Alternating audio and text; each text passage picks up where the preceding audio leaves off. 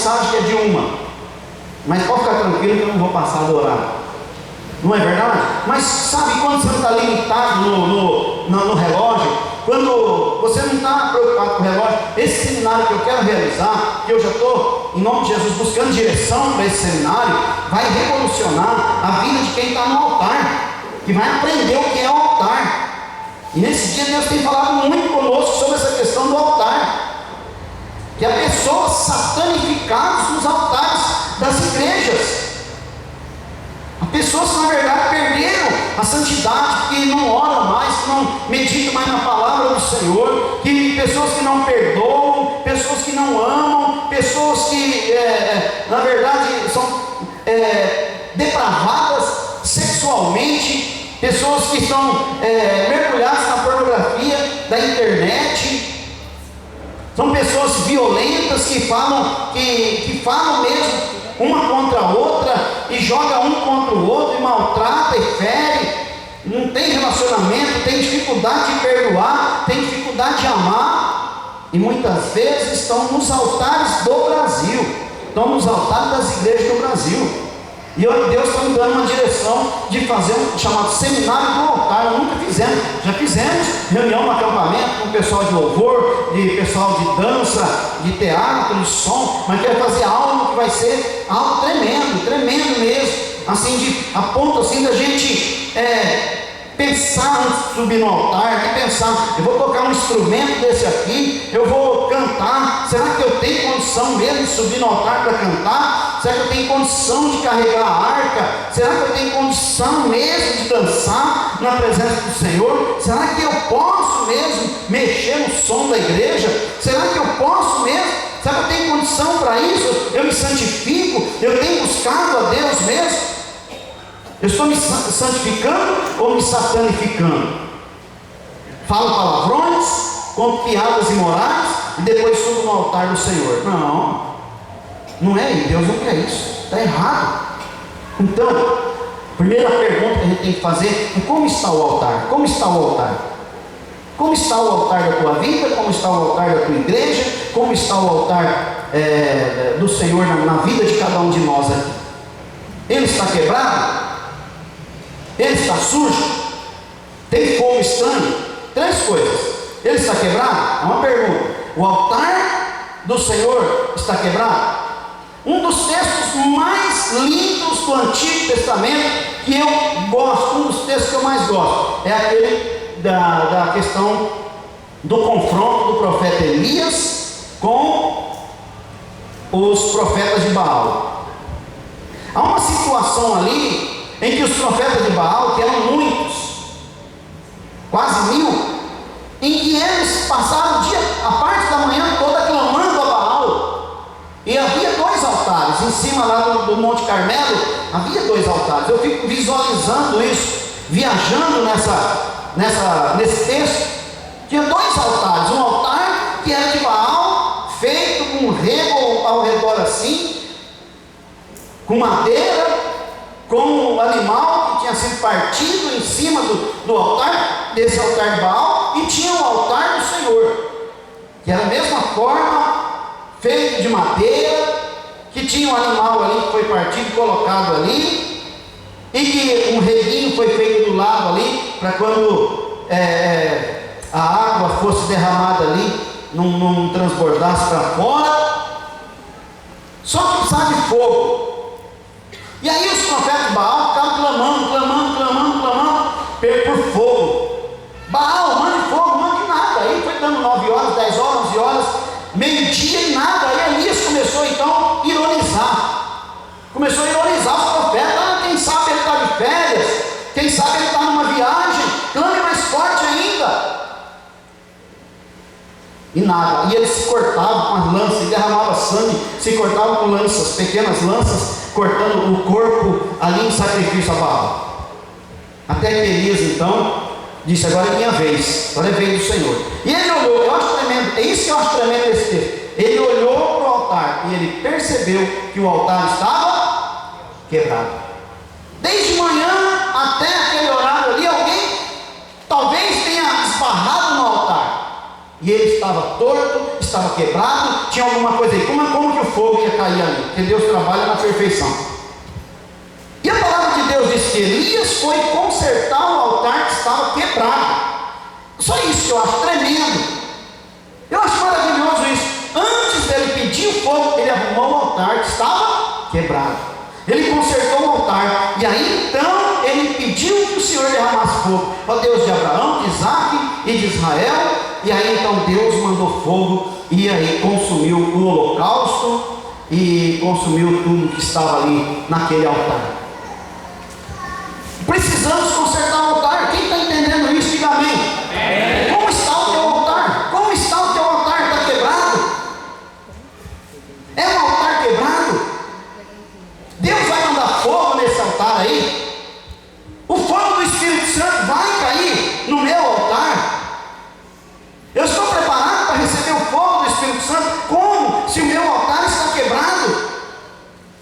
Foi esbarrado por um demônio, por uma situação, por um problema de relacionamento, por uma batalha, por uma guerra, por uma tristeza, por uma depressão, por uma angústia, por um pecado, e ele está quebrado. Eu preciso consertar o altar que está quebrado antes de pedir fogo, antes de pedir e clamar que Deus derrame fogo. Mande fogo, Senhor. Como Deus vai mandar fogo se tem ódio? Como Deus vai mandar fogo se tem mágoa? Como Deus vai mandar fogo se tem ressentimentos? Como Deus vai mandar fogo? Como Deus vai mandar fogo no meu altar ou no nosso altar, se nosso altar está quebrado? Totalmente quebrado, não tem como. Elias foi lá, arrumou o altar que estava quebrado, o altar ficou consertado, e então ele pediu que derramasse o fogo, e Deus respondeu com fogo. O altar está sujo. No Salmo, o texto de Reis, que eu acabei de falar aqui de Elias, é muito longo, mas no Salmo 24, no livro de Salmo, capítulo 24, eu faço essa pergunta: o nosso altar está sujo? O nosso altar está sujo? 24, 3 e 6. Diz assim a palavra de Deus no Salmo 24, 3 e 6. 3 a 6. Quem subirá ao monte do Senhor? Ou quem estará no seu lugar santo? Diga, lugar santo. Lugar santo. Então tem uma pergunta aqui que Davi faz: quem subirá ao monte do Senhor? Ou quem estará no seu lugar santo? Aí ele mesmo responde: aquele que é limpo de mãos e puro de coração, que não entrega sua alma à vaidade, nem jura enganosamente. Este receberá do Senhor uma bênção e a justiça de Deus para a sua salvação. Ele faz uma pergunta e ele mesmo responde: quem subirá ao monte do Senhor? E quem estará no seu lugar santo? Quando eu vou chegar no lugar santo? Como eu vou subir no altar? Como eu vou fazer a obra do Senhor? Como está o meu altar? O altar da minha vida, não apenas o altar da igreja, o altar da minha vida. E ele responde: vai estar no lugar santo aquele que é limpo de mãos, aquele que é puro de coração, que não entrega sua alma à vaidade, que não jura enganosamente. Este sim receberá do Senhor uma bênção e a justiça de Deus, do Deus da sua salvação. Quantos, na verdade, estão no seu altar totalmente sujo? Quantos que tocam um instrumento? Quantos que tocam um instrumento musical e estão sujos? Quantos que estão ali no altar, no lugar santo, por exemplo, mas não tem condição de estar? Oh, meu Deus, Deus é misericordioso. Deus é muito misericordioso. Aquela história que aconteceu lá em Santo André, numa igreja, que eu já contei aqui algumas vezes, mas que estava acontecendo no culto, e de repente o líder do louvor se ajoelhou e ficou prostrado. O pastor viu aquilo e os músicos continuaram tocando os instrumentos, e o líder do louvor estava prostrado, estava lá prostrado no altar, e o pastor viu aquilo e foi deixando, e a igreja cantando novos cânticos e entrando ali em adoração, e o pastor viu a hora estava passando e chegou naquele irmão que estava com o microfone na mão assim, mas imaginou, estava orando. E quando chegou perto do irmão que foi pegar o microfone, o irmão caiu, estava morto. Depois descobriram que ele toda semana terminava os cultos domingo à noite na igreja de Santo André. Ele saía com as moças da igreja.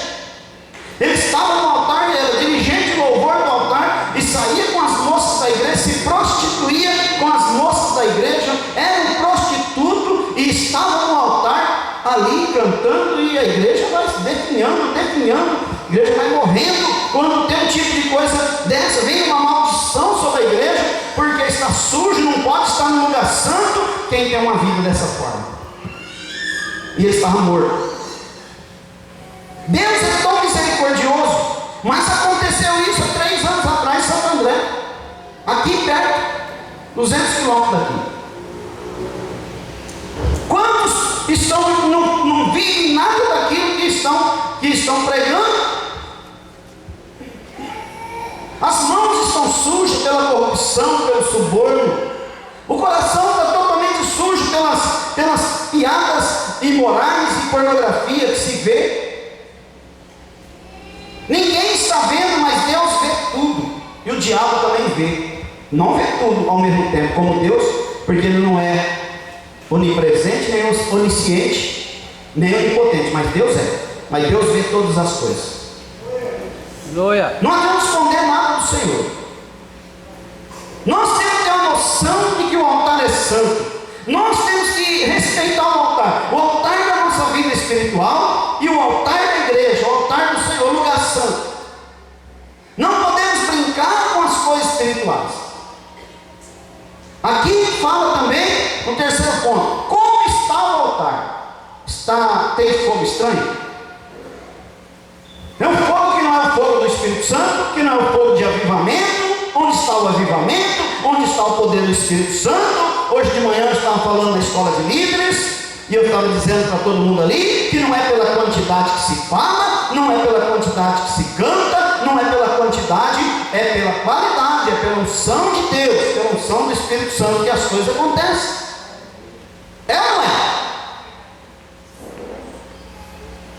Eu falei hoje de manhã na escola de líderes sobre isso aí.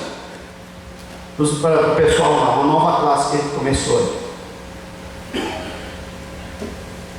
E muitas vezes a gente não tem unção, e a gente vai, força a barra. Não é assim.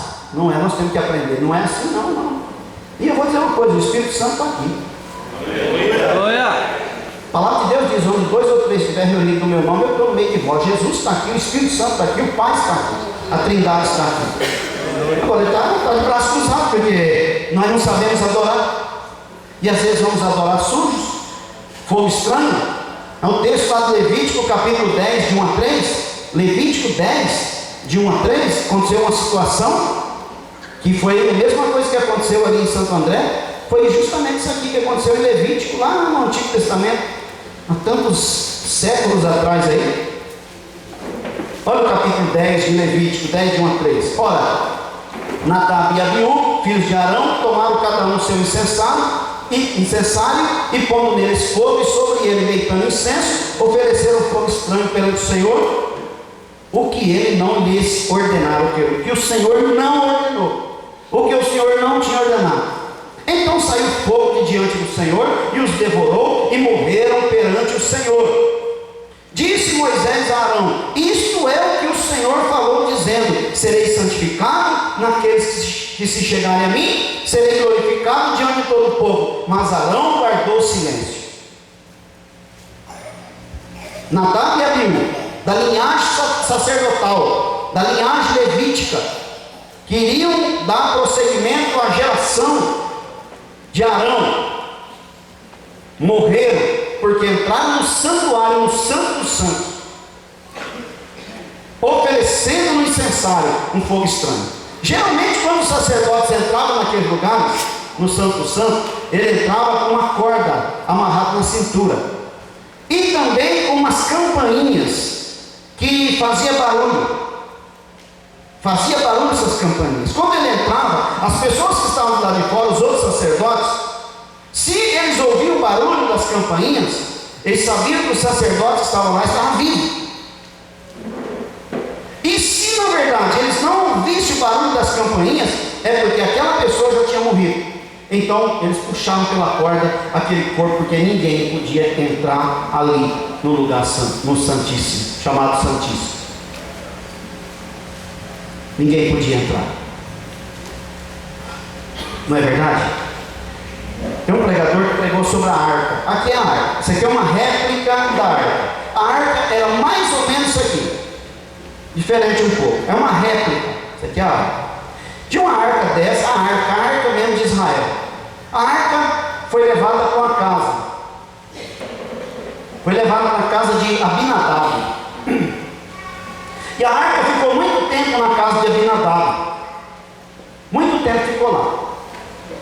As crianças de Abinadab, duas crianças, eles brincavam com a arca. A arca estava lá. Não é verdade? É interessante. Eles subiam na arca. Se acostumaram com a arca. A arca ficou um tempão lá na casa de Abinadab, quase 20 anos. Eles brincavam com a arca. Não tinha aquela noção da seriedade da arca. E a arca representava claramente a presença de Deus. E o tempo passou. E aqueles meninos se acostumaram a quê? Tocar na arca. Brincar com a arca, colocar a mão na arca, encostar na arca, entrar na arca, tirar a tampa da arca, entrar dentro da arca, brincar com a arca. Acostumado. O tempo passou e eles ficaram jovens. Um dia Davi recebeu a direção de levar a arca para Jerusalém. Então eles foram levando a arca. Já começaram errado.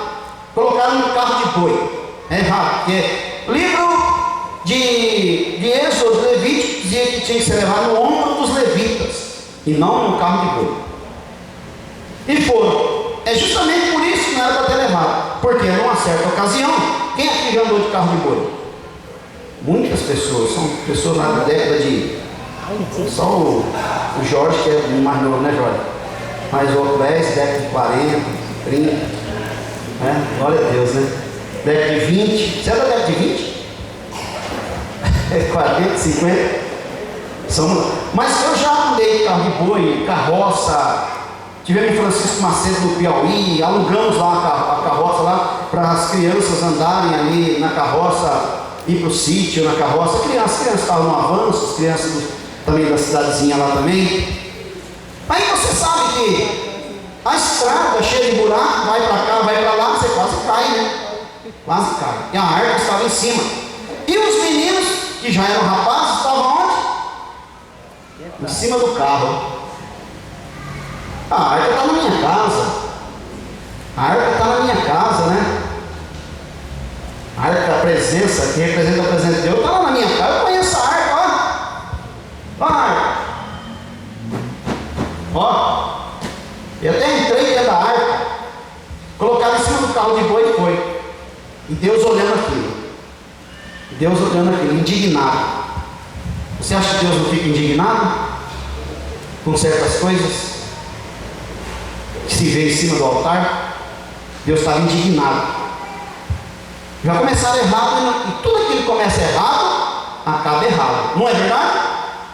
A arca tinha que ser conduzida pelos ombros dos levitas. Chegou uma certa ocasião, na caminhada aí do carro de boi, a arca foi tombando. Usar, o nome do rapaz, usar, acostumado a brincar com a arca, foi segurar a arca para não cair. O que aconteceu? Houve um buraco, uma rotura. O Antigo Testamento, ou os originais, que arrancou isso aqui tudo, ó. Arrancou tudo. Tem um buraco. Sabe esses filmes, quando explode uma bomba, uma sobra, que arranca toda essa parte, que ele faz aquele buraco, você vê do outro lado? Arrancou. Aí foi chamado aquele lugar Pérez Uzá, quer dizer, a rotura. A palavra Pérez quer dizer rotura. Deus não aguentava mais isso. Ah, mas eu estou acostumado com a arca. Eu subo no altar, eu que toco no altar, eu que toco bateria, eu que canto no altar, eu que danço no altar. Ah, aquele altar lá eu conheço demais. Eu tenho acesso àquele altar, eu subo a hora que eu quero. Até discuti um dia com o irmão na beira do bebedouro lá, depois subi no altar para cantar. Não é normal, não acontece nada não, eu conheço esse altar. Já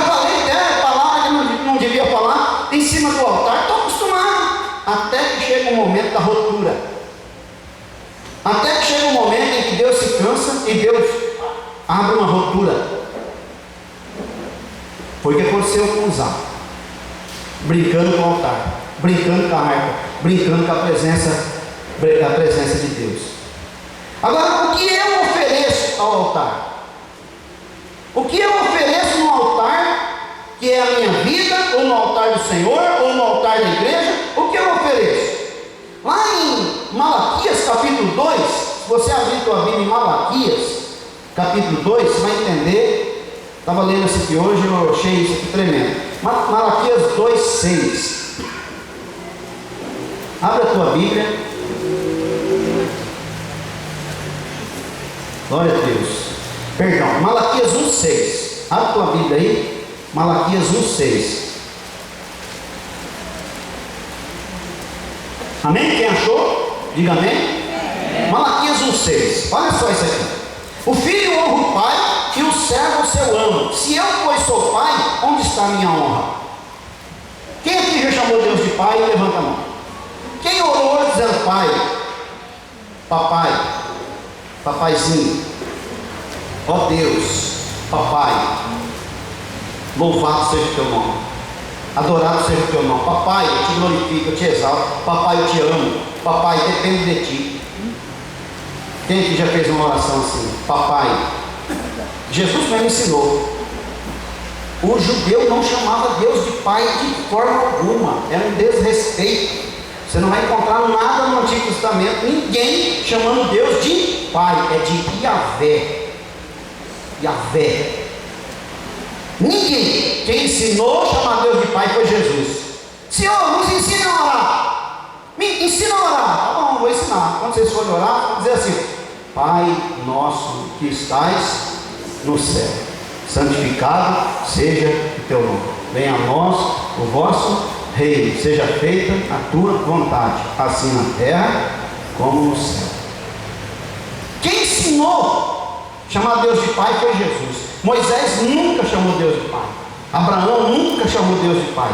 Ninguém no Antigo Testamento chamou Deus de pai, porque para um judeu chamar Deus de pai é um desrespeito muito grande. Aí chega um judeu de 30 anos andando com os discípulos que ele estava treinando ali. De repente, o Senhor, que jeito que a gente vai orar? Ensina-nos a orar. Aí ele poderia dizer: vocês vão orar assim, Yahvé, eterno. Não, ele disse Pai.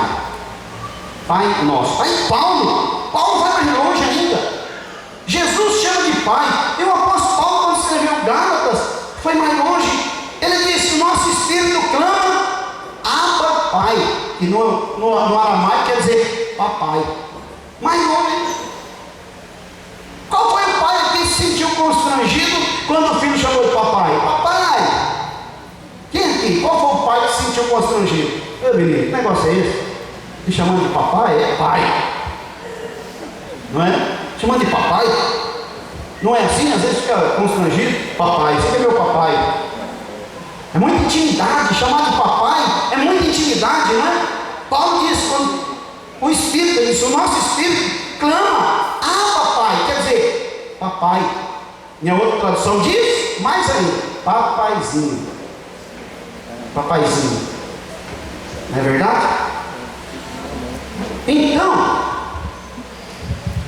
a palavra de Deus diz: o filho honra o pai e o servo o seu amo. Se eu, pois, sou pai, onde está a minha honra? Onde está a minha honra? Deus está dizendo: onde está a minha honra? E se eu sou amo, onde está o temor de mim? Diz o Senhor dos Exércitos: a vós, os sacerdotes, que desprezai o meu nome, e vós dizeis: e que temos nós desprezado o teu nome? Aí ele fala no versículo 7: ofereceis sobre o meu altar pão profano, cheio de fermento, e dizeis: em que te havemos profanado? Nisso que pensais que a mesa do Senhor é desprezível. Em que nós temos profanado? Porque estão dizendo que a mesa do Senhor é desprezível, o altar é desprezível. O que quer dizer isso? O altar? Altar é a mesma coisa que isso aqui, ó, está aqui embaixo. É a mesma coisa. O que é o altar para muita gente hoje? Tá isso aqui, ó. É tanto faz eu estar aqui como eu fazer isso aqui. Tanto faz, a mesma é desprezível, tanto faz. É isso que o profeta está dizendo. Quando você chama a mesa do Senhor de desprezível, ou o altar do Senhor, lugar santo, desprezível, compara com qualquer outra coisa, tanto faz. O altar tem que nos fazer tremer. O homem carnal não pode subir no altar. O homem que está em prostituição, ele tem que ter idoneidade e dizer: eu não posso subir no altar, porque eu sou um prostituto. O homem que está no pecado não pode subir no altar. O altar é um lugar santo. Temos que aprender a olhar para o altar como um lugar santo, não é um lugar qualquer. Não fazer como os judeus estavam fazendo é desprezível. É a mesma coisa que o átrio. Não tem diferença o átrio do lugar santo e do santíssimo. É desprezível. Eu ofereço qualquer coisa no altar. A menor oferta eu entrego no altar, e eu deixo a de 50 para eu poder comer uma pizza depois do culto. Sempre não paga o preço, não paga o preço, como aconteceu aqui nessa noite, de um grande milagre, para podermos realizar um avanço missionário poderoso. Deus vai honrar e vai continuar honrando e abençoando. E você, se você crê nisso, pode aplaudir o Senhor Jesus.